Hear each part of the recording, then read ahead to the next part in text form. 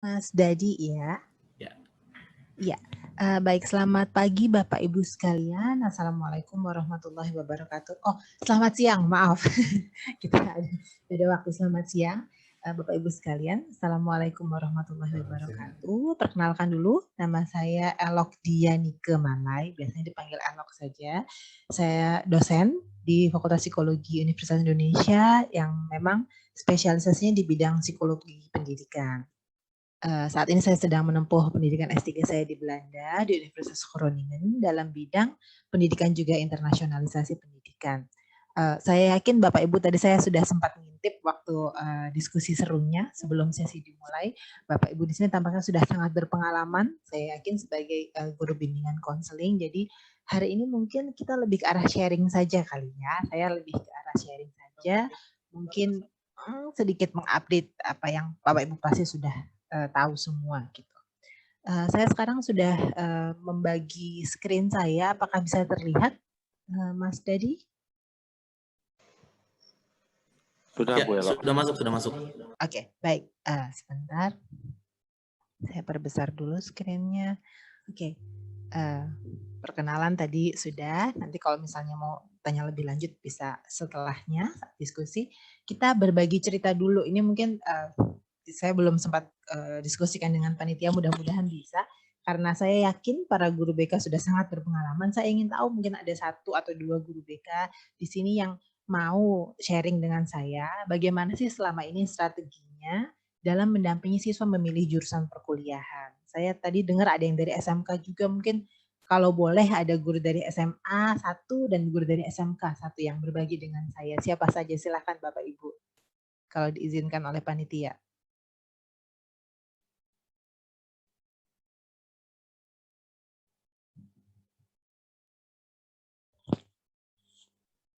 Adakah Bapak Ibu yang mau sharing dengan kami semua di sini?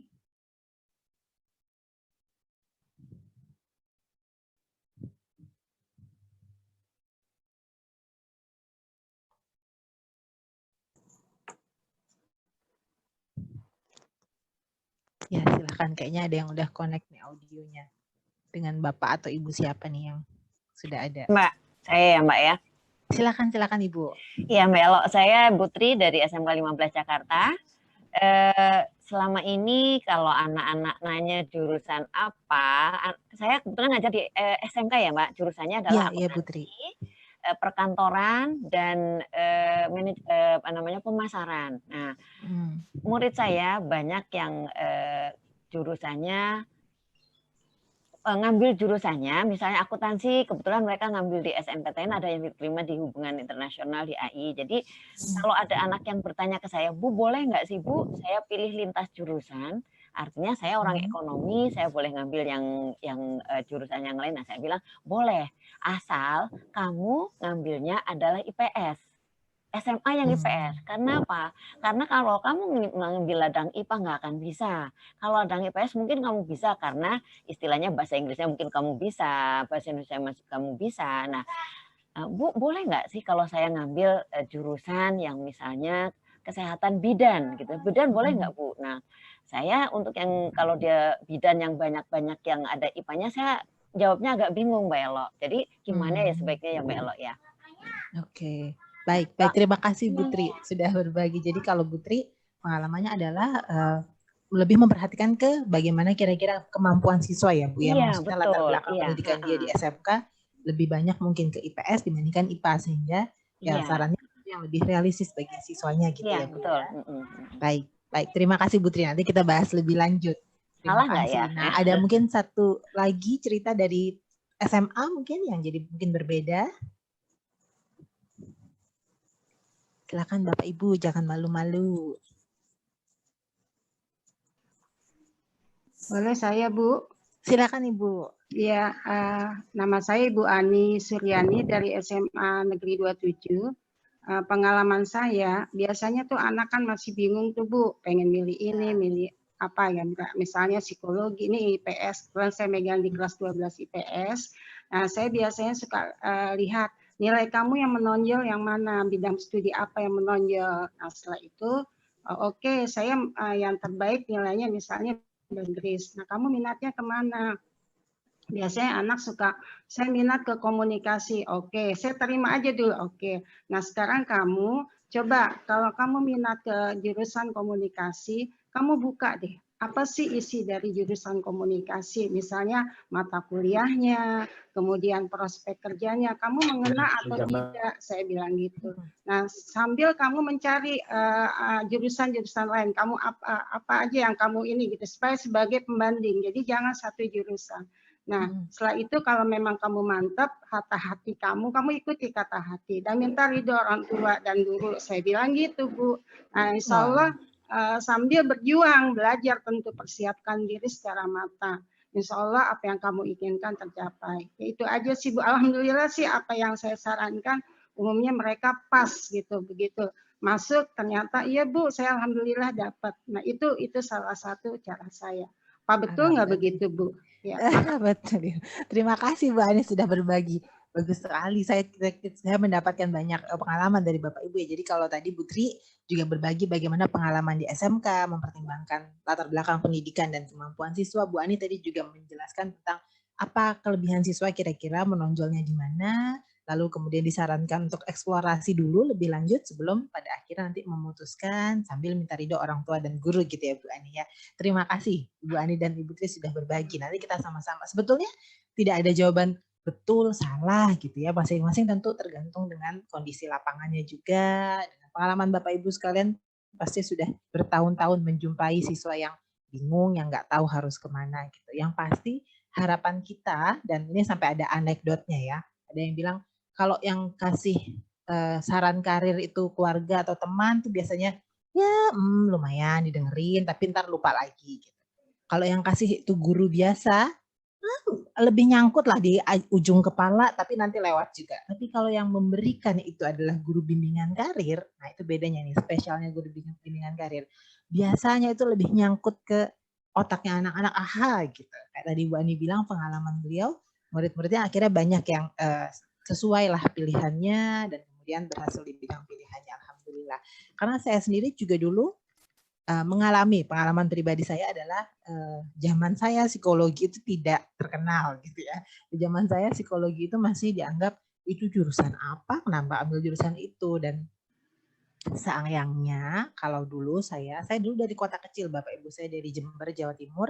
Jadi orang nggak tahu, tidak familiar dengan jurusan psikologi, dan dulu yang ada guru saya justru sangat tidak mendukung gitu ya. Padahal saya sudah menjelaskan saya ingin psikologi karena begini dan begitu, tapi guru saya tidak tahu apa itu psikologi dan kemudian malah menghalangi dan seperti biasa mengarahkannya ke jurusan yang mainstream lah, misalnya kedokteran gitu ya. Kenapa nggak kedokteran? Kenapa nggak ini itu yang baik, bagus, saya tidak mengatakan itu jelek, tapi tidak sesuai dengan minat saya. Sampai saat itu saya ingat sekali saya berusaha untuk kemana ya saya bisa bertanya gitu. Saya akhirnya mencari tahu saya apa harus keluar kota untuk tes psikologi dan sebagainya. Karena itu saya senang sekali kalau bisa berbagi dengan para guru BK di sini, dan saya yakin sih guru BK zaman sekarang beda lah dengan guru BK zaman saya dulu.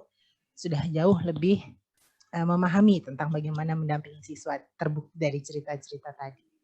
Ya, saya sedikit kilas balik sedikit tentang karir. Mungkin ini yang sama-sama bisa kita sepakati bahwa karir itu tidak sama ya Bapak Ibu ya dengan pekerjaan, betul ya. Karir itu secara definisi kalau dalam bidang psikologi juga, karir itu sebetulnya sejarah hidup seseorang yang bukan hanya pekerjaan tapi pendidikan pun sebetulnya karir. Jadi ketika orang menentukan pendidikannya, sebetulnya dia sudah menentukan karirnya seharusnya. Supaya apa? Supaya dalam sejarah hidup tadi dia bisa mengembangkan diri. Jadi kata kuncinya di situ, dan sehingga dia bisa semaksimal mungkin mencapai kebahagiaannya. Jadi harapan kita sebetulnya di bidang psikologi pendidikan terutama ketika kita bicara karir, kita inginnya siswa itu mengetahui saya bisa berkembangnya di bidang apa, saya ingin berkembangnya di bidang apa, saya nanti kalau menjalani bidang tertentu bisa bahagia tidak ya. Jadi sekaya itu karir, bukan sekedar saya lulus SBMPTN. Yang penting bisa kuliah, tidak sependek itu. Kita inginnya lebih jangka panjang. Saya kuliah di bidang yang saya minati supaya saya bisa nanti bekerja di bidang yang saya sukai, atau kalaupun tidak bekerja ya saya bisa menerapkan ilmu yang saya sukai ini dan seterusnya gitu ya. Jadi karir itu panjang sebetulnya. sayangnya faktanya saya berusaha cari-cari karena datanya memang tidak banyak, tapi saya berusaha cari-cari. Di Amerika ternyata hanya 53% katanya lulusan universitas yang menjalani profesi sejalan dengan bidang pendidikannya. Tidak harus sama, sejalan.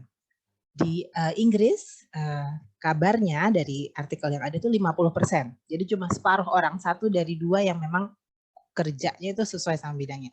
Di Indonesia ini katanya Finance Detik hanya 37%, lebih kecil lagi. Apakah salah? Saya tidak bicara salah benar ya, tapi riset lain membuktikan di psikologi, riset psikologi industri membuktikan 60% orang dewasa menyatakan bahwa dia menyesali pilihan karirnya. 60% orang dewasa pekerja mengatakan bahwa saya sebetulnya pengennya bukan ini gitu. Ya, jadi kalau kita kait-kaitkan, ini kait bebas saja, tidak berdasarkan teori gitu ya. Tapi kalau dikaitkan dari banyaknya orang yang tidak bekerja sesuai bidangnya, dengan banyaknya orang yang kecewa dengan pekerjaannya, apa artinya? Bisa jadi ada beberapa kemungkinan. Bisa jadi memang pekerjaan yang ada itu generik, umum, makanya jurusan apa aja bisa, mungkin. Atau yang lebih jeleknya adalah jangan-jangan pekerjaan yang ada sekarang dilakukan oleh orang yang bukan ahlinya gitu. Ke bidangnya misalnya pekerjaannya di perbankan, jangan-jangan yang mengerjakan bukan anak jurusan perbankan. Bisa jadi bagus, bisa jadi jelek juga kan kalau bukan ahlinya yang mengerjakan. Dan yang paling terkait dengan kita sebenarnya kemungkinan ketiga bahwa sebagian besar mahasiswa kita itu salah jurusan. Yang sebetulnya dalam kehidupan sehari-hari saya bisa jumpai, bahkan mahasiswa saya di Fakultas Psikologi pun tidak sedikit yang mengatakan sebenarnya saya tidak mau ini, atau nanti dia di semester kedua, di tahun kedua dia pindah jurusan karena ternyata saya bukan maunya ini. Atau ada yang bertahan, saya tahu mahasiswa saya juga beberapa yang bertahan sampai tahun keempat, tapi dia bilang nanti saya tapi kerjanya nggak ini Mbak, saya mengerjakan ini cuma demi orang tua. Yang pada akhirnya itu bagi saya seorang psikolog pendidikan merasa sayang sekali karena anak ini akhirnya membuang waktunya kuliah 4 tahun untuk nanti bekerja di bidang bukan yang dia sukai atau bekerja di bidang yang bukan jurusan dia, membuang biaya, membayar kuliah pada akhirnya tapi nggak kepakai juga ilmunya, dan juga membuang kesejahteraan psikologisnya karena pasti Bapak Ibu juga sudah mengalami gitu, kalau kita kuliah bukan jurusan yang kita sukai, mengerjakannya tuh jauh lebih berat. Berkuliah apalagi di masa saat ini itu membutuhkan kemandirian yang tinggi. Tidak ada yang akan mengingatkan kita lagi kita udah ngumpulin tugas atau belum, nilai kita udah mencapai minimal atau belum, tidak ada yang mengingatkan kecuali evaluasi nanti di akhir tahun. Kalau itu bukan bidang yang kita minati, biasanya yang terjadi mahasiswanya tidak termotivasi, akhirnya prestasinya buruk, atau prestasinya pas-pasan tapi dia tidak bahagia dan sebagainya. Dan kasus-kasus ketidakbahagiaan mahasiswa, ya itu bahasa bagusnya, bahasa jeleknya kasus mahasiswa yang depresi itu semakin tahun semakin meningkat. Kita juga bisa lihat di berita-berita sekarang, apalagi mahasiswa saat ini kayaknya lebih ekspresif lagi. Itu banyak yang pada akhirnya mengambil keputusan yang salah karena dia tidak bahagia dengan jurusannya. Karena itu saya sangat-sangat senang bisa bertemu Bapak Ibu karena saya yakin Bapak Ibu memahami betapa pentingnya perencanaan karir sejak sekolah menengah. Itu menentukan sekali bagaimana jalan hidup seseorang ke depannya, termasuk kesejahteraan psikologisnya. Karena perencanaan karir itu harusnya, baiknya sudah direncanakan dulu sebelum menentukan rencana pendidikan, bukan sebaliknya sebetulnya. Dan perencanaan karir itu tadi Ibu Ani, Ibu Tri sudah juga menjelaskan, perencanaan karir itu harusnya mempertimbangkan banyak faktor, bukan sekedar ini saya bisa lulus apa tidak ke jurusan ini, tapi juga meliputi mempertimbangkan ini sesuai nggak ya dengan target hidup saya, sesuai tidak ya dengan nilai saya, sesuai tidak ya dengan kemampuan saya, minat saya, dan sebagainya. Dan memang perencanaan karir itu kesannya serius sekali gitu. Wah, saya masih remaja kok Ibu, masih belum 17 tahun, masa udah mikirin mau kerja apa. Memang sifatnya jangka panjang, tapi sebetulnya tidak kaku. Jadi tidak apa-apa kalaupun nanti direvisi, tapi setidaknya tidak ibaratnya tidak beli kucing dalam karung, nggak masuk ke perkuliahan sekedar masuk saja. Sudah ada sedikit ancang-ancang, nantinya berubah juga masih bisa sebetulnya. Semoga Bapak Ibu masih ini ya, masih tune in, belum bosan lihat saya bicara. Sedikit lagi, karir itu tadi sudah disebutkan sebetulnya adalah perpaduan dari 4 komponen besar sebetulnya. Karir itu ditentukan dari tujuan seseorang atau visi. Saya maunya jadi apa di masa depan, minat dan kepribadiannya, minatnya apa. Bisa saja orang itu misalnya nih, dia pengen jadi dokter, karena mungkin orang tuanya dokter, kakaknya dokter, akhirnya dia punya tujuan dokter, karena nilai-nilai di keluarganya itu misalnya kedokteran yang paling penting misalnya. Tapi kepribadian dia berbeda. Dia misalnya dia tidak suka bicara tentang penyakit, dia tidak suka bertemu orang, dia lebih suka bertemu dengan angka dan sebagainya. Jadi kepribadiannya beda, minatnya beda. Ini udah nggak match. Kalau nggak match jangan dipaksa, nanti puzzle-nya nggak nyambung. Dikaitkan juga dengan bagian selanjutnya, kemampuannya, bakat dan kemampuannya. Tadi Ibu Tri mengatakan nilai, Bu Ani juga mengatakan nilai. Itu bisa jadi salah satu indikator kemampuan siswa kita. Orang tuanya maunya kedokteran, dia pun merasa harusnya kedokteran karena keluarga besar dia semuanya kedokteran. Tapi minatnya tidak pada manusia, minatnya lebih pada angka misalnya. Dan ternyata bakat kemampuannya memang misalnya tingginya di ilmu komputer dan matematika. Oke, berarti bakat kemampuannya lebih cocok sama minatnya dibandingkan tujuannya. Maka kita lihat juga peluang di kotak yang keempat ini. Kalau anak ini nilainya nggak bagus di biologi, bagusnya justru di matematika dan minatnya sebetulnya lebih pada angka, maka kira-kira peluangnya dia akan lebih mungkin diterima di mana ya. Nah, di sini akhirnya bisa terbentuk perencanaan yang lebih realistis, tapi tetap mempertimbangkan kesejahteraan si siswa ini. Ya, maka nanti kita akan lebih gampang gitu membawanya ke orang tua. Anaknya kayaknya lebih cocok misalnya masuk ilmu komputer, atau anaknya tampaknya sepertinya lebih cocok untuk masuk ilmu akuntansi. Misalnya kita bawa buktinya bahwa dia sukanya angka, kemampuannya memang tinggi di matematika dan seterusnya. Ya, dan nanti dibicarakan juga dengan anaknya apakah dia mau masuk ke bidang itu. Karena kadang-kadang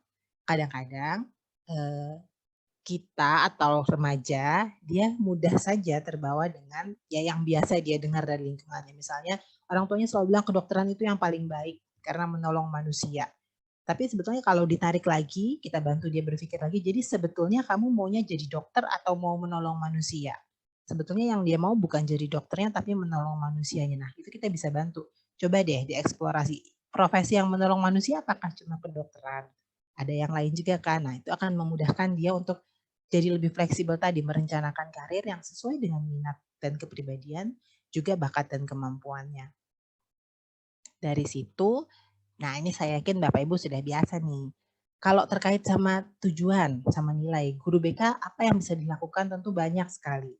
Di kelas bisa diadakan kegiatan merencanakan masa depan. Karena ini kelihatannya sepele, tapi di fakultas kami saja, fakultas psikologi gitu ya, yang mungkin orang berpikir anak yang masuk ke psikologi itu suka tuh membicarakan hal psikologis, tapi ternyata tidak juga. Masih banyak mahasiswa saya yang saya jumpai sebetulnya tidak punya perencanaan masa depan, belum tahu nanti mau ngapain gitu setelah lulus kuliah. Dan dia belum pernah melakukan perencanaan itu. Nah, ini mungkin bisa mulai diubah dari SMA. Kita ajak saja siswa-siswa kita untuk mulai membuat perencanaan. Dan perencanaannya yang lebih realistis gitu. Mungkin nggak usah jangka panjang sampai 50 tahun ke depan. Mungkin kayak 10 tahun ke depan kira-kira bayangan dia akan kerja di mana, bekerja seperti apa, nanti dimundurkan lagi berarti 2 tahun ke depan kira-kira dia mau kuliahnya apa dan seterusnya. Lalu sosialisasi pilihan karir. Tadi Bu Ani sempat bilang mengusulkan ke siswanya, coba kamu lihat lagi jurusan yang lain tuh, itu jurusan yang sangat baik sebetulnya. Dan mungkin bisa kita tambahkan lebih dari sekedar siswa yang mencari sendiri. Karena kadang-kadang namanya remaja apalagi ya, kalau mereka sudah lihat ke satu titik, itu biasanya agak susah gitu dibelokkan ke titik yang lain. Jadi walaupun disuruh lihat jurusan yang lain, ya palingan kalau dia punya komunikasi, miring-miring sedikit dia akan ngelihat komunikasi visual, miring sedikit dia akan lihat misalnya komunikasi massa atau kesejahteraan sosial ya, tapi masih di bidang itu, dia tidak membuka yang lebih banyak lagi. Jadi mungkin itu yang bisa kita lakukan sebagai guru BK, kita bantu untuk mensosialisasikan pilihan karir di dunia nyata, yang mana sebetulnya kita bisa memanfaatkan alumni kita misalnya, atau kenalan kita, atau siapa saja, apalagi di zaman sekarang nih, mumpung lagi banyak peluang untuk online class, sebetulnya banyak orang yang bisa kita minta tolong, kita ajak untuk sharing dengan siswa kita tentang dunia perkuliahannya. Ya, kalau kita misalnya ada alumni kita yang masih mahasiswa, kita minta saja mereka dari jurusan apapun jurusannya, untuk cerita jurusan ini itu belajarnya apa. Karena kadang-kadang yang ada di internet itu hanya yang ideal. Dalam kehidupan nyatanya misalnya psikologi, saya kembali selalu contohnya ke yang saya tahu saja ya. Banyak mahasiswa kami yang kemudian terkaget-kaget dan katanya nyesel gitu masuk psikologi karena ya ternyata di psikologi belajar biologi, ternyata di psikologi belajar statistik. Saya kan orang sosial, saya nggak suka belajar angka dan sebagainya. Nah itu adalah hal yang tidak dia tahu karena sebelumnya tidak ada yang membagi pada dia. Yang dia tahu cuma psikologi belajar manusia, nanti kalau lulus bisa buka praktek, punya klien, tapi belajar di dalamnya belajar apa itu mereka tidak tahu. Jadi sangat-sangat baik saya rasa kalau kita bisa mencari narasumber sebanyak-banyaknya untuk berbagi ilmu tentang apa sebenarnya yang dipelajari di dunia perkuliahan. Juga kita bisa mengundang para profesional atau misalnya para pekerja di dunia nyata. Kadang-kadang saya sendiri juga merasa banyak ketinggalan sebetulnya, apalagi di zaman sekarang. Banyak sekali bidang-bidang baru, jurusan baru, atau pilihan karir baru. Apalagi di dunia normal ini, zaman sekarang ada pekerjaan menjadi YouTuber, ada pekerjaan bikin konten creator, ada bidang-bidang kreatif, itu salah satunya yang sangat-sangat menonjol zaman sekarang. Belum lagi bidang-bidang teknologi, bidang informatika yang mungkin kita tidak terupdate, tapi anak-anak kita, mantan siswa kita, alumni kita mungkin lebih tahu banyak. Nah itu kita bisa manfaatkan mereka untuk share ke adik-adiknya. Siapa tahu itu memberikan pengetahuan baru dan mereka bisa menemukan, oh itu sebetulnya bidang yang saya suka, yang saya mau. Dan yang terakhir juga terkait sama visi dan nilai ini, peran guru BK yang tidak kalah penting menurut saya adalah kalau memungkinkan Bapak Ibu bisa diadakan sesi konsultasi antara guru BK, orang tua, dan siswa. Karena pada kenyataannya sering sekali siswa kita terbatas memilih jurusan demi tidak mengecewakan orang tua atau demi menuruti keinginan orang tua. Sehingga akhirnya dia pilih jurusan ya yang penting yang kira-kira orang tuanya senang. Karena orang tuanya maunya A walaupun dia maunya B. Nah, dengan adanya guru BK saya harap bisa menjembatani agar bisa match antara tujuan si siswa dengan harapan orang tua. Kalau terkait pengenalan minat, tentu ini bukan tugas guru BK sendiri ya, ini kerjasama dengan guru juga, dengan keluarga juga, dan sebetulnya bisa juga guru BK di sini menjadi jembatan kerjasama sekolah dengan tenaga profesional, misalnya psikolog gitu ya. Karena kadang-kadang seringkali anak remaja itu belum tahu sungguh-sungguh sebetulnya minatnya apa. Jadi bisa juga di-assess atau dicari tahu dengan asesmen psikologis misalnya. Atau dari guru sendiri juga bisa membuat sesi di kelas tentang pengenalan diri. Membantu mereka untuk kira-kira kelebihannya apa, kekurangannya apa. Itu kelihatannya sederhana, tapi saya berani, nggak boleh taruhan sih, taruhan nggak baik ya. Tapi saya berani bertaruh, minimal 50% siswa kita juga sebetulnya belum kenal diri dia siapa. Jadi apa kelebihannya, apa kekurangannya pun mungkin belum terpikir ya. Saya paham sih, kan masa remaja ya, mereka memang banyaklah dunia mereka begitu dinamis, begitu berwarna sehingga mungkin tidak sempat memikirkan itu. Nah itu Bapak Ibu guru yang bisa membantu mengingatkan sebetulnya. Mengenali dirinya, saya sebetulnya orang yang seperti apa. Jangan sampai memilih jurusan sebatas karena teman saya memilih itu. Padahal dia tidak seperti itu. Bisa juga membantu tadi saya rasa ini yang sudah biasa dilakukannya, mengamati pola minat bakat melalui prestasi. Bapak Ibu tadi sudah menyebutkan, melihat nilai, melihat latar belakang pendidikan dia, termasuk kegiatan ekskul dan prestasi dia menurut saya itu juga bisa dipertimbangkan. Kadang-kadang ada orang yang di kelas biasa saja, tidak ada yang menonjol, tapi ekskulnya atau kegiatan di luar sekolahnya itu justru sangat menonjol. Itu bisa kita gali, kita tanya ke siswa kita. Siapa tahu dia punya bidang-bidang seperti itu yang dia minati. Dan yang terakhir ini jelas ini lapangan yang menurut saya nggak ada guru lain yang lebih paham dibandingkan guru BK, yaitu peluang. Maksudnya tentang misalnya tadi kapan, di mana ada tryout, bagaimana sistem penerimaan universitas, passing grade dan lain-lain. Saya yakin ini adalah bidangnya guru BK yang paling memahami. Nah, di sini peran guru BK adalah membantu siswa untuk kemudian membuat strateginya. Kira-kira kalau saya minatnya A, kemampuan saya A, peluangnya saya ambil jurusan A di universitas mana ya? Itu tentu Bapak Ibu yang akan bisa lebih mensosialisasikan dan membantu siswa untuk menentukan pilihannya. Yang tidak kalah penting, saya sih berharap kita bersama, Bapak Ibu guru BK, kami juga dari bidang psikologi sebetulnya ingin sekali mematahkan kebiasaan yang tidak konstruktif. Apa saja kebiasaan yang tidak konstruktif? Yang pertama, yang banyak sebenarnya, apalagi kalau di kampus kami di UI adalah nggak apa-apa deh jurusannya apa aja, yang penting masuk UI. Itu menurut saya gimana ya, sayang sekali karena kampus itu tidak menentukan keberhasilan. Walaupun saya dari UI, saya dosen UI, saya bisa bilang banyak juga kok lulusan UI yang tidak berhasil, banyak, ada. Jadi kampus tidak menentukan keberhasilan, bukan universitasnya, bukan jaket kuningnya misalnya, tapi sebetulnya lebih ke jurusannya. Lalu ada juga yang kebiasaan lain adalah terserah deh jurusannya apa saja, terserah kampusnya apa aja, yang penting diterima di universitas. Itu juga saya harap sih bisa kita luruskan kembali. Kayak tadi Ibu Tri mengatakan misalnya di SMK gitu ya, kan sebetulnya tidak ada keharusan harus lanjut ke universitas. Itu hanyalah ya pola pikir di masyarakat kita sebetulnya. Kesannya kalau di universitas, kalau jadi mahasiswa itu lebih keren daripada orang bekerja, padahal tidak juga.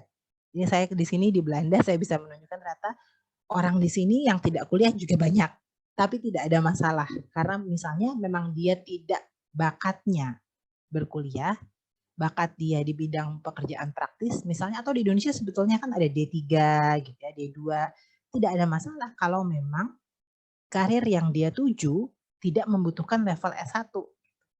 Jadi hal-hal seperti itu yang mungkin siswa kita juga perlu tahu. Dan hal ketiga yang juga sangat penting menurut saya adalah saya berharap kita bisa mematahkan kebiasaan berpikir bahwa diterima atau tidak diterima di universitas itu menentukan harga diri. Atau maksudnya gini, oh si A itu sukses karena diterima di universitas. Loh kok si B gagal padahal kan dia pintar. Nah yang kayak gini nih kadang-kadang ini bisa mematahkan harga diri siswa kita.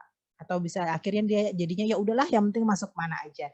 Mungkin kita perlu juga mengingatkan kembali bahwa tadi Ibu Ani sempat bilang pada akhirnya proses ini membutuhkan keberuntungan juga. Proses ini juga merupakan proses ujian kehidupan gitu ya, ketika mereka mulai dewasa. Biasanya sih saya yakin usaha itu hasil tidak akan mengkhianati usaha. Tapi ada kadang-kadang orang yang sangat brilian di sekolah, sangat oke nilai-nilainya, tapi kemudian tidak lulus. Sedangkan temannya yang mungkin biasa-biasa saja lulus. Itu adalah bagian dari ujian kehidupan dia sebetulnya. Sehingga kalau misalnya sukses diukurnya dari diterima atau tidak di universitas negeri, akhirnya siswa-siswa kita menjadi mudah menyerah. Akhirnya ya udahlah daripada nggak diterima, saya pilih jurusan apa aja yang kira-kira masuk, misalnya demikian. Jadi ini adalah beberapa kepercayaan yang beredar yang saya harap bisa sama-sama kita sudahi gitu ya dari Bapak Ibu guru lah. Yang pasti saya yakin seperti yang ada di gambar itu, konselor sekolah, guru BK itu adalah orang-orang yang caring, yang peduli dengan siswa-siswanya, yang memahami siswa-siswanya, yang mendukung, yang optimistik akan masa depan siswanya, yang siap membantu dan orang yang terbuka. Ya, sehingga bisa menerima masukan dari siswa juga dari pihak mana. Itu katanya cirinya konselor. Kurang lebih demikian dari saya. Mungkin lebih baik kita masuk ke sesi diskusi. Saya kembalikan kepada pembawa acara atau moderator. Silakan.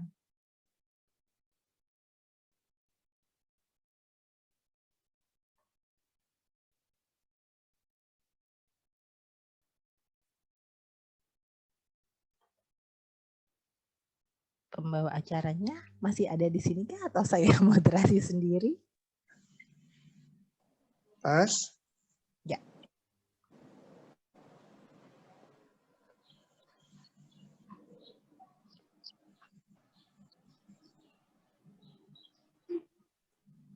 sambil kita nunggu nggak apa-apa deh Bapak Ibu, yuk mari kita sharing saja kalau misalnya ada yang mau sharing atau bertanya, silahkan. Langsung tanya atau pakai chat ya? Langsung tanya. Nah, saya juga kurang tahu ya itu. Oh iya, boleh langsung tanya jawab. Oke, langsung tanya aja kata Iya. moderator. Silakan.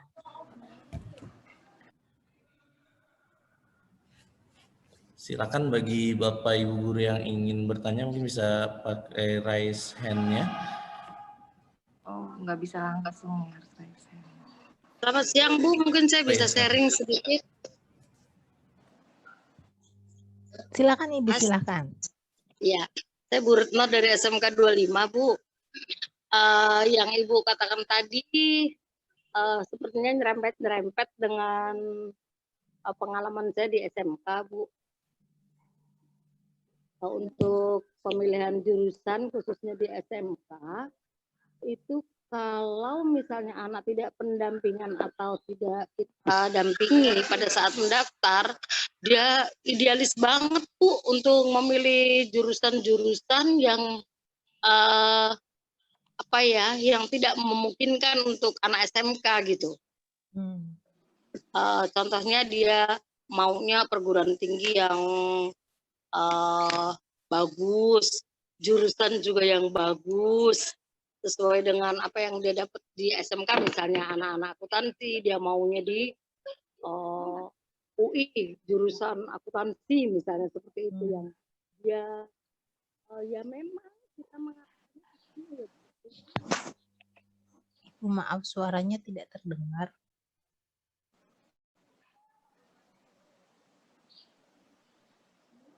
Halo Ibu. Ya.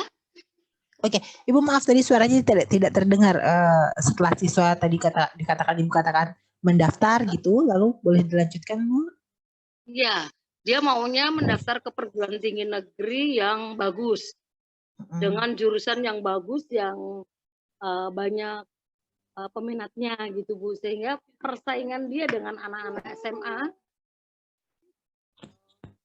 berat gitu ya Bu ya. Jadi untuk tahun-tahun yang lalu kita jarang Bu yang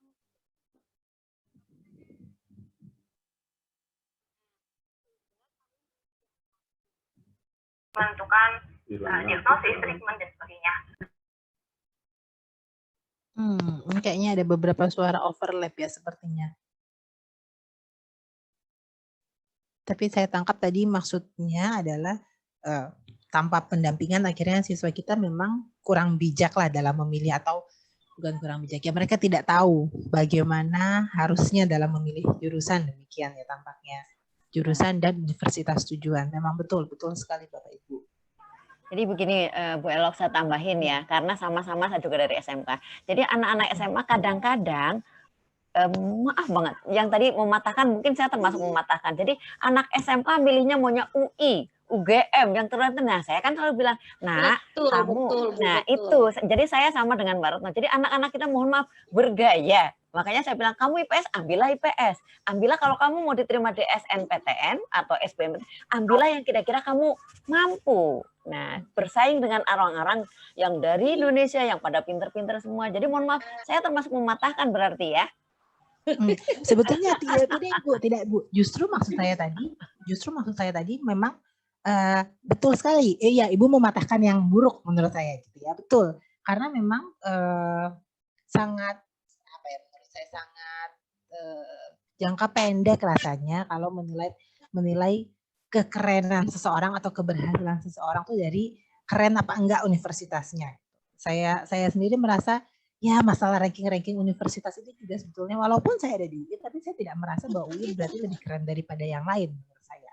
Dan kembali lagi memang betul, memang perlu bantuan Bapak Ibu sekalian yang untuk bisa menyampaikan ke mahasiswa kita bahwa bukan berarti kalau misalnya nih mendaftar ke universitas misalnya saya takut kalau ngasih contoh karena saya misalnya ambil universitas di saya orang Jember deh, misalnya mendaftar di Universitas Jember gitu. Bukan berarti kamu tidak pintar, tapi peluang kamu untuk diterima di sana lebih tinggi, dan Di sana kamu bisa bersama orang-orang yang seritme, mungkin demikian. Di UI itu passing grade-nya jadi tinggi karena orang semua mau ke sana sebetulnya gitu. Bukan berarti di UI orangnya lebih pintar, enggak, tapi karena lebih banyak yang milih ke sana, akhirnya UI-nya ngambilnya ya dia bisa memilah gitu, ambil yang paling atas aja.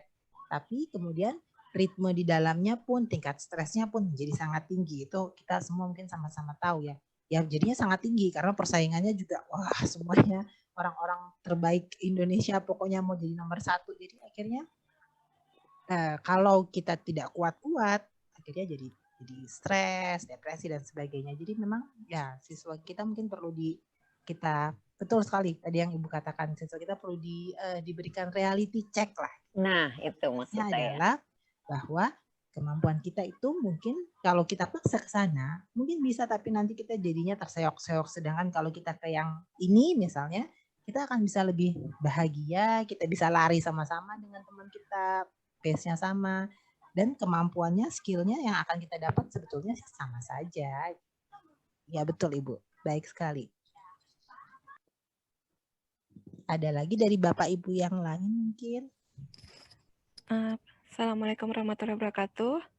Waalaikumsalam warahmatullahi wabarakatuh. Saya Ningrum dari SMA 51 Jakarta. Saya mau bertanya, kalau tadi kan kita harus ngasih tahu murid kalau sebenarnya mereka tuh kemampuannya di mana. Nah, muridnya itu sudah tahu kemampuannya di mana. Hanya orang tuanya yang menuntut, kamu tuh harus UI, kamu tuh harus universitas-universitas bagus gitu. Atau bahkan kakak-kakaknya yang nuntut itu gimana ya cara menjembatannya ke orang tua bahwa anaknya tuh sudah sadar bahwa kemampuannya saya nggak mampu di sini. Itu aja.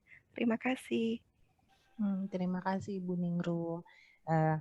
Tadi juga sempat kita bahas sebetulnya ya, memang salah satu tugas utama atau peran terbesar dari guru BK adalah konseling dengan orang tua. Itu hanya guru BK yang bisa, memang mau tidak mau. Jadi ketika itu terjadi, saya harap sih kita bisa duduk bersama antara pihak sekolah, dalam hal ini guru BK, orang tua, dan siswanya.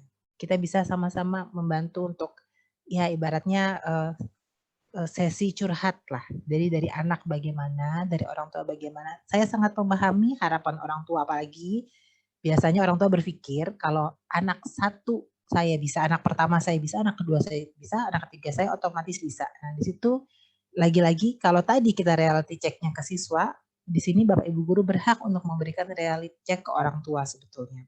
Kita bisa tunjukkan misalnya prestasi siswa selama ini, atau kita juga bisa misalnya memotivasi anak kita, justru si siswa ini untuk berani bicara ke orang tuanya secara baik misalnya. Jadi kita ajak dia ngobrol, kita minta kamu berani nggak ngomong sama orang tua, mengatakan yang kamu bilang ke ibu guru gitu, atau ke bapak guru, bahwa saya sebetulnya ngerasa saya nggak mampu masuk sana, saya maunya masuk sini. Sambil kita juga bawa aja kita fakta-fakta yang tadi gitu ya, bahwa sebetulnya universitas B, C, D itu tidak kalah baik dibandingkan I atau UGM misalnya.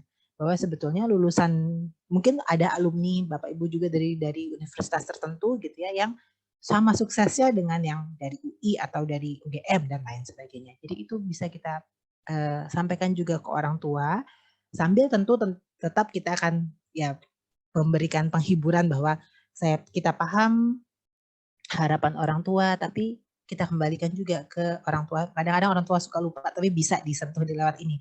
Tapi Bapak Ibu mungkin perlu mengingat juga bagaimana kebahagiaan anaknya. Pasti karena orang tua kan maunya anaknya berbahagia juga. Sebetulnya orang tua pengen anak masuk universitas bagus agar dia bahagia. Tapi kalau anaknya merasa saya tidak akan sanggup kalau masuk ke sana, saya akan justru stres kalau saya masuk ke sana, maka kita bisa bawa itu sebetulnya menurut saya sebagai senjata ke orang tua, bahwa kalau kita paksakan anak kita ke sana, takutnya dia dari proses pendaftarannya aja udah stres duluan, belum nanti persiapan untuk tesnya, belum nanti kalau di dalam, dan seterusnya. Jadi begitu mungkin ya Ibu Ningrum, kalau saran dari saya.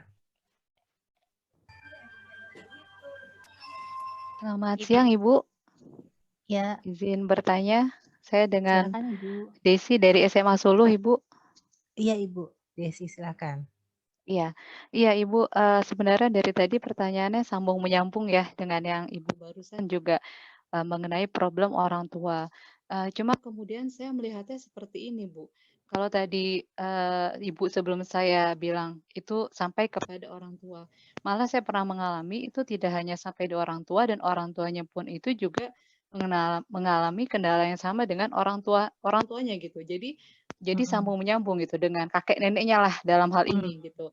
Nah, akhirnya juga kemudian ada fenomena sambung menyambung juga tadi Ibu sudah sampaikan dengan fenomena masyarakat kita yang masih memandang bahwa UI, ITB, UGM gitu ya, itu adalah kampus yang harus kamu masuki. Mhm. Kalau nggak lolos, Mhm. ya udah gitu kan ya, atau menyepelekanlah kampus lainnya. Nah, Mhm. yang jadi pertanyaan saya, kalau kami para guru BK sudah memediasi, sudah memotivasi anak, memediasi dengan orang tua, tapi kemudian tadi ya Bu, tradisi masyarakat yang, masih kuat gitu ya, fenomena masyarakat yang masih kuat. Nah, apalagi nih yang mesti kami lakukan Bu? Mungkin Ibu bisa memberikan pencerahan. Terima kasih Ibu. Iya, terima kasih juga Ibu Desi. Betul ya, itu sebetulnya juga kekhawatiran, concern apa ya, PR buat kami-kami juga di sini sebetulnya. Di satu sisi saya juga pendidik, saya adalah tenaga pengajar di kampus tersebut. Tentu saya juga berusaha ya, pingin kampus saya baik gitu ya, dan lain baik. Tapi di satu sisi saya juga psikolog pendidikan, jadi saya pribadi sangat concern dengan kebiasaan di masyarakat kita yang mengotak-ngotakan, bukan hanya kampus sebetulnya, dari sekolah pun demikian. Makanya kalau setahu saya sekarang dari Kemendikbud kan berusaha mengubah banyak kebijakan yang sebetulnya ditujukan untuk mengubah pola pikir masyarakat sebetulnya, bahwa harapannya sekolah itu bukan lomba gitu. Sekolah itu bukan bagusan yang mana, kerenan yang mana, bukan demikian, tapi sekolah ini cuma alat-alat saja untuk membantu menyiapkan generasi muda kita nanti untuk masuk ke dunia nyata nantinya sebetulnya gitu. Jadi secara nasional sebetulnya saya melihat Kemendikbud kita saat ini berusaha untuk mengubah pola pikir itu. Tapi memang kalau masyarakat kan susah ya Bu mengubahnya ya. Budaya itu kan tidak gampang diubahnya. Kan sekarang lagi ada yang ngetren katanya di Indonesia, saya juga sudah nonton film pendek yang judulnya Tilik itu. Nah, itu kan menggambarkan betapa susah mengubah pola pikir masyarakat yang sudah terbiasa demikian. Jadi yang perlu kita siapkan, kalau masyarakat mungkin akan agak susah karena dia besar, tidak terkontrol, tapi yang perlu kita siapkan mungkin masyarakat di lingkungan sekolah kita saja dulu. Termasuk anak kita saja. Kita kalau bisa ada di salah satu slide saya, di dalam sesi bimbingan konseling itu kita masukkan nilai tentang self esteem atau harga diri atau percaya diri. Tentang bagaimana harga diri seseorang itu tidak ditentukan dari hal-hal yang sifatnya itu hanya penampakan luar saja, misalnya universitasnya mana, jaketnya warna apa, itu kan penampakan luar. Bahwa sebetulnya harga diri manusia, harga diri individu itu ditentukan oleh hal lain, yaitu kualitas di dalam dirinya. Itu satu. Jadi setidaknya anak kita akan lebih kuat, lebih resilient gitu menghadapi masyarakat yang mungkin masih belum gampang berubah. Lalu yang kedua mungkin juga bisa diadakan seminar orang tua juga. Yang harapan saya tadi kita bisa undang lah alumni kita, atau karena Bapak Ibu di sini ada perkumpulan wadah ini ya, MGBK ini, mungkin bisa saling tukar alumni. Jadi misalnya nih, kita undang alumni yang sukses dari Universitas A, alumni yang sukses dari Universitas B, alumni yang sukses dari Universitas C. Jadi beragam universitas kita undang alumni yang suksesnya untuk sharing story, supaya orang tua dan siswa minimal itu paham bahwa bisa sukses dari kampus manapun, tergantung A, B, C, D pasti. Ya, bukan berarti dari kampus yang lain pasti sukses, ya enggak juga. Kalau enggak ada usahanya, tetap harus ada usahanya, harus berhasil dalam kuliahnya baru akan sukses. Tapi setidaknya bisa kita kasih contoh nyata tentang sukses tanpa embel-embel universitasnya sebetulnya gitu ya. Karena kebetulan saya juga dulu pernah berkecimpung di bidang seleksi, karena psikolog gitu ya, seleksi HRD. Jurusan kuliah itu sebetulnya tidak pernah dijadikan standar untuk memilih tenaga kerja sebetulnya. Kecuali kalau seleksinya personal ya. Secara massal biasanya bukan itu. Tetap aja yang akan diseleksi adalah kemampuan ketika seleksi pekerjaan. Jurusan itu cuma hanya embel-embel di CV aja misalnya demikian. Jadi bisa juga kita undang alumni kita misalnya yang menjadi job apa ya, yang menjadi HRD lah, HRD di perusahaan juga bisa untuk membagi hal-hal seperti ini. Harapannya nanti dari situ pelan-pelan masyarakat akan berubah. Karena memang kalau ke masyarakat yang besar, mungkin untuk sementara menurut saya, karena Bapak Ibu juga sudah banyak tugasnya, itu belum bisa menjadi tanggung jawab kita. Kita mulai saja dari masyarakat yang akan terbentuk, yaitu siswa kita. Harapannya nanti siswa kita berbagi ke teman-temannya, berbagi ke orang tuanya nanti berbagi ke teman orang tua yang lain, dan seterusnya. Kalau menurut saya demikian ya Ibu ya. Jadi kita pelan-pelan berusaha, kita mulai dari lingkungan yang bisa kita kontrol dulu. Itu jawaban saya. Waalaikumsalam. Saya Uliana, SMK Negeri 49 Jakarta. Ya Ibu Mulyana. Ya, biasanya kami di awal kelas 12 itu memberikan semacam angket sederhana untuk mengetahui hobi dan cita-cita peserta didik. Ini matching atau enggak nih antara hobi dan cita-citanya.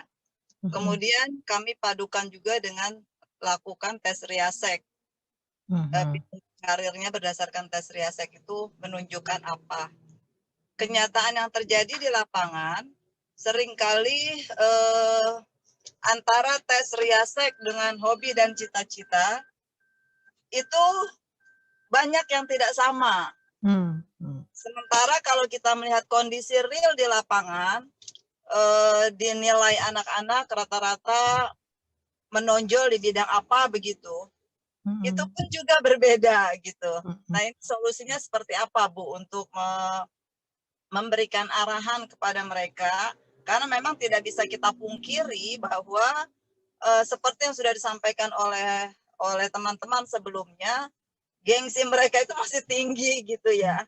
Kira-kira seperti apa yang dilakukan oleh guru BK dalam hal melihat kondisi real seperti ini? Meskipun sebelumnya ketika kelas 10 mereka juga sudah kita berikan arahan, namun di kelas 12 ternyata berubah lagi gitu. Mereka masih galau dalam menentukan pilihan karir dan cita-citanya.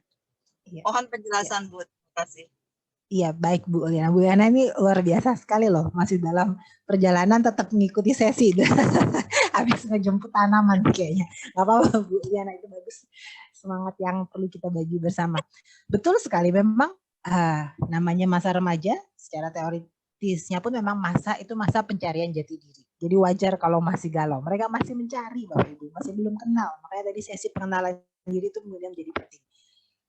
Apa yang perlu kita lakukan sebetulnya memang ini agak PR tambahan ya, tapi harapan saya adalah kalau bisa memang diadakan sesi konsultasi per siswa, atau setidaknya per siswa kita buatkan, bukan kita yang membuat, kita minta mereka untuk membuat profiling diri mereka sendiri. Jadi tadi Ibu Uliana sempat mengatakan mereka diminta untuk menceritakan hobinya. Kadang-kadang hobi, apalagi kalau remaja itu tidak hanya karena minat Ibu, bisa juga karena social pressure, karena teman-temannya hobi itu dia kerjakan itu juga. Jadi kalau kami biasanya tidak terlalu menjadikan hobi itu kemudian jadi yang utama. Itu jadi salah satu pertimbangan tapi bukan yang utama.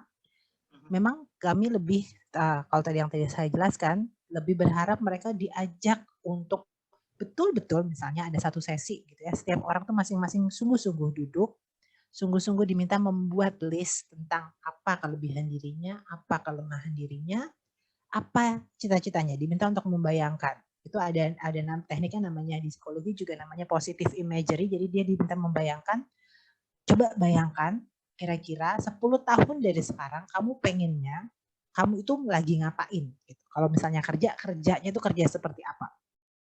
Jadi akan lebih konkret sebetulnya dia membayangkan yang dia mau itu apa.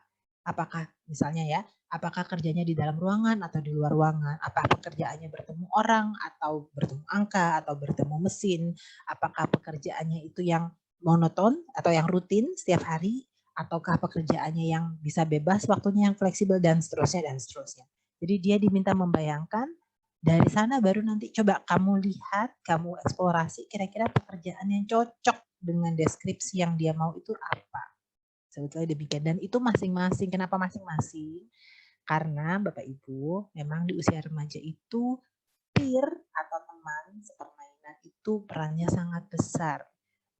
galaunya remaja, berubah-ubahnya remaja itu, satu bisa jadi karena dia sendiri memang masih galau. Kedua, begitu dia dengar temennya bilang A, dia mikir, oh iya ya kayaknya A keren juga. Dengar temannya bilang B, oh iya ya kayaknya B juga bagus juga. Akhirnya berubah lagi, karenanya memang sesi pribadi itu menjadi penting, di mana dia betul-betul membuka diri dengan kita.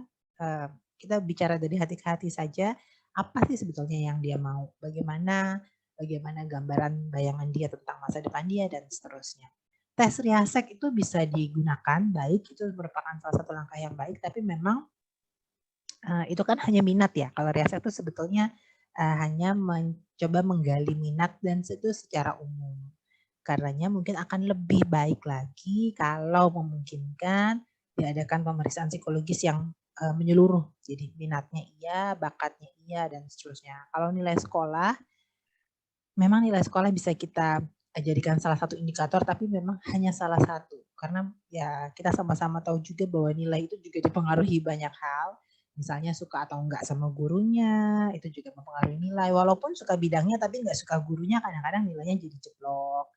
Atau teman-teman lagi-lagi. Jadinya memang kalau kita mentok atau ada siswa kita yang menurut kita ini kok enggak konsisten sekali, hobinya A, katanya cita-citanya B, tapi Riasiknya C, mungkin kita bisa usulkan untuk kita kasih jalan untuk dia melakukan pemeriksaan psikologis tersendiri.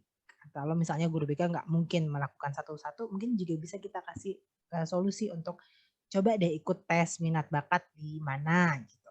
Bapak Ibu guru bisa kasih alamatnya, bisa kasih rekomendasinya agar anak ini punya kesempatan untuk betul-betul menggali dirinya dan mengenali sendiri bagaimana sih sebetulnya gambaran minat bakatnya. Itu kalau dari saya, Bu Liana. Ini saya lihat tapi jamnya sudah jam 9, berarti sudah jam 2 di sana. Bagaimana ini Bapak Moderator bawa acara? Ya, kalau satu lagi pertanyaan dari Ibu. Pak Hadi. Silakan. Iya, satu lagi kayaknya yang ini dari Bu. Silakan Pak Hadi. Bu Eva. Saya mau boleh Bu. kalau sudah ada duluan nih. Bapak Pak Hadi dulu ya, biar ada bapak-bapaknya juga. Iya, oke. Terima kasih. Terima kasih Bu Elo. Ini kalau misalkan kita mau mengarahkan anak-anak yang sudah tanda kutip mindset-nya maunya kampusnya kalau bisa ya udah yang terdekat. Sementara persaingan yang terdekat ini kan cukup lumayan lumayan tinggi. Itu caranya untuk menggiring pola pikir mereka supaya mereka juga mau menyebar ke beberapa perguruan tinggi yang termasuk ya anggaplah ini aja orang Jember aja bisa sampai ke Belanda sekarang jadi psikolog gitu kan. Nah, apalagi anak-anak Jakarta yang cuman hanya masa nggak mau melompat ke wilayah Jakarta di Jawa Tengah atau ke Jawa Timur, itu kayaknya sulit. Bagaimana caranya untuk menggiring pola pikir mereka supaya mau nggak memilih tempat yang terdekat. Itu aja Bu Elo, terima kasih. Baik Pak Hadi, terima kasih. Iya betul sekali. Itu memang juga masalah yang realistis menurut saya kadang-kadang. Nah, mungkin kita bisa sama-sama gali juga ke siswa kita ajak mereka menilai plus minusnya kalau mereka tidak kuliah di Jakarta misalnya. Misalnya apa? Biaya hidup kah? Atau jauh dari orang tua kah, harus mandiri dan sebagainya. Nah, di situ kita bisa sama-sama bahas dengan mereka mungkin di kelas gitu ya. Mungkin kelemahannya kalau hidup di luar kota, kita jauh dari orang tua, biaya hidup mungkin jadinya nambah dibandingkan kalau tinggal dengan orang tua dan seterusnya. Tapi kita sama-sama juga buka peluang untuk memikirkan kira-kira bagaimana cara mengatasinya dan apa manfaatnya. Misalnya kalau hidup jauh dari orang tua, kira-kira manfaatnya apa sih? Kalau nanti dia kerja, kalau nanti dia hidup mandiri kan pada akhirnya harus mandiri juga. Itu justru dapat terlatih lebih cepat kalau dia kuliah ke luar kota misalnya. Kita bisa ajak mereka eksplorasi ke sana.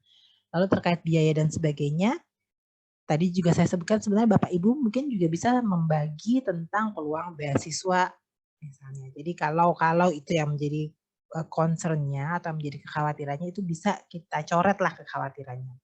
Dan yang langkah ketiga menurut saya juga yang penting, ini sekaligus juga mengatasi terkait dengan mindset harus kampus UI atau harus kampus ITB atau UGM gitu ya, adalah mungkin kita bisa biasakan dari sekarang kita bicaranya itu tentang keunggulan jurusan.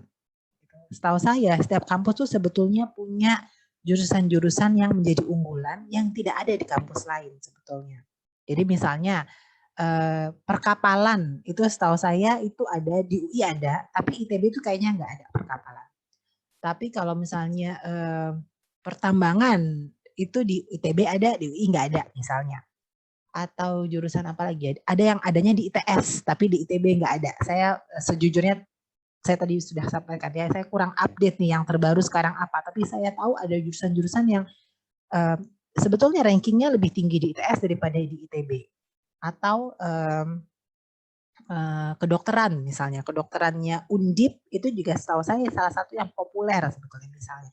Jadi yang seperti itu juga bisa kita sampaikan nih Pak Hadi ke siswa kita bahwa kadang-kadang mungkin kampusnya kesannya ya kampusnya lebih bagus yang di Jakarta, tapi sebetulnya ada jurusan-jurusan tertentu yang itu dia lebih populer justru dan lulusannya lebih terkenal. Hukum aja misalnya.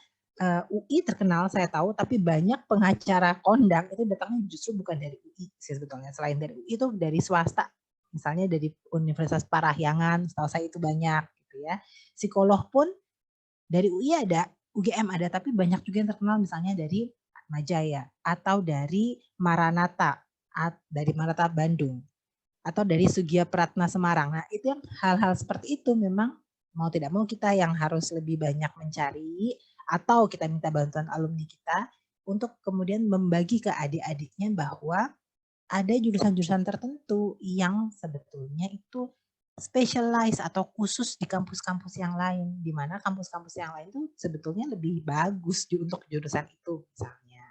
Sambil juga tetap kita, tadi Pak Adi kita kembalikan lagi, kan ini mereka sudah mau dewasa, kira-kira butuh apa saja ya kemampuan untuk bisa bertahan hidup di luar sana, misalnya butuh mandiri, butuh kemampuan untuk memecahkan masalah sendiri, butuh kemampuan untuk berkenalan, bertemu dengan orang baru. Nah itu kita bisa jadikan kayak daya jualnya kalau kamu kuliah ke tempat lain. Kalau kuliah dekat rumah, mau nggak mau ketemunya ya itu lagi, rute perjalanannya itu aja. Setiap hari masih ibaratnya disediakan orang tua. Nah, jadi mungkin yang bisa kita jual ya, Bapak. Sambil mungkin ke orang tuanya juga. Kadang-kadang anaknya mau, orang tuanya nih yang sebetulnya tiap hari meminta anaknya agar jangan jauh-jauh dan seterusnya. Jadi orang tua juga mungkin bisa kita bantu, kita bikin sosialisasi gitu tentang apa sih plus minus mengizinkan anak kuliah jauh dari orang tua misalnya gitu. Itu menurut saya Pak Hadi. Ya,